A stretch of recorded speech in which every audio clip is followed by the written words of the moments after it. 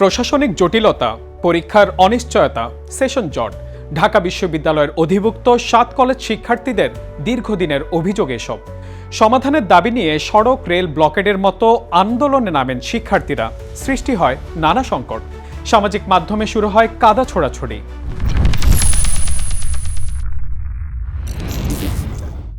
শিক্ষার্থীদের দাবির মুখে অন্তর্বর্তী সরকার ৭ কলেজ নিয়ে স্বতন্ত্র বিশ্ববিদ্যালয় গঠনের সিদ্ধান্ত নেয়, যার নাম ঢাকা সেন্ট্রাল ইউনিভার্সিটি।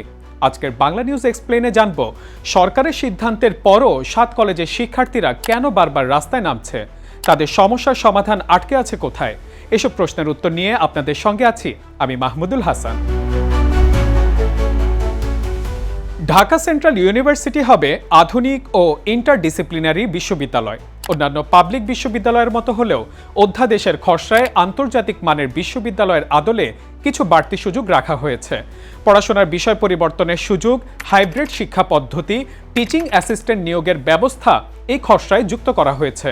তবে ঢাকা বিশ্ববিদ্যালয় সহ ১৯৭৩ সালের অধ্যাদেশে পরিচালিত বিশ্ববিদ্যালয়ের মতো সম্পূর্ণ স্বায়ত্তশাসন এতে থাকছে না।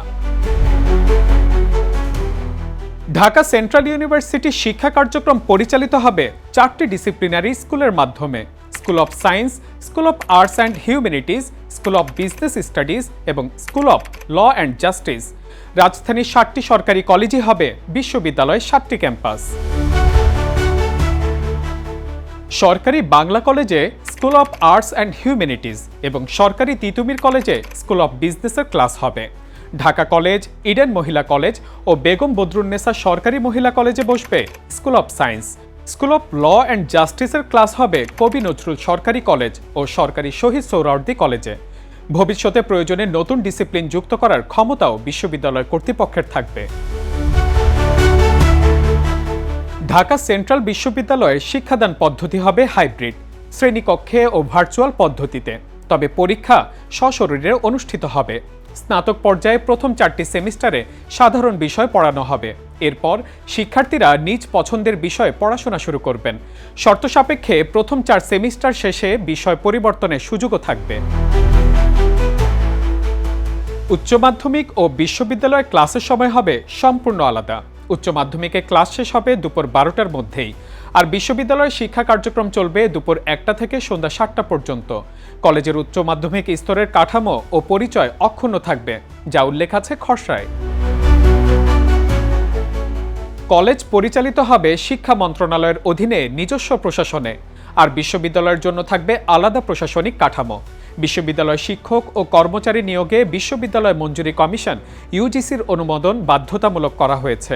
তবে শিক্ষক বা গবেষক হিসেবে বিদেশি কোনো নাগরিককে নিয়োগ দিতে হলে শিক্ষা মন্ত্রণালয়ের অনুমোদন নিতে হবে। খসড়া অধ্যাদেশ অনুযায়ী উপাচার্য, উপ উপাচার্য, প্রক্টর সহ প্রশাসনিক দায়িত্বে থাকা শিক্ষকেরা শিক্ষক সমিতি বা তেমন কোনো সংগঠনের সঙ্গে যুক্ত থাকতে পারবেন না। শিক্ষক বা কর্মচারীরা কোনো রাজনৈতিক সংগঠনের সঙ্গেও সরাসরি জড়িত থাকতে পারবেন না। ঢাকা সেন্ট্রাল বিশ্ববিদ্যালয়ে দেশি বিদেশি সব শিক্ষার্থী ভর্তি হতে পারবেন। তবে 7 কলেজের শিক্ষার্থীরা ভর্তির ক্ষেত্রে কিছু বাড়তি সুবিধা পাবেন। এখানে শিক্ষার্থীদের জন্য থাকবে এমফিল ও পিএইচডি প্রোগ্রামের ব্যবস্থাও।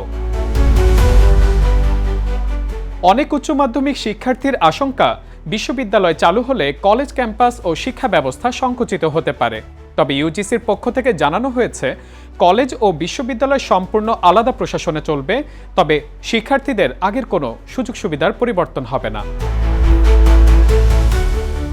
অনিশ্চয়তায় ঝুলে আছে ঢাকা সেন্ট্রাল ইউনিভার্সিটি।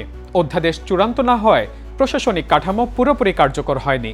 আবার দীর্ঘদিনের সংকট থেকে মুক্তি পেতে শিক্ষার্থীরা দ্রুত সিদ্ধান্ত চাচ্ছেন। সরকার জানিয়েছে, পরিমার্জিত অধ্যাদেশ অনুমোদন শেষ হলেই বিশ্ববিদ্যালয়ের আনুষ্ঠানিক যাত্রা শুরু হবে।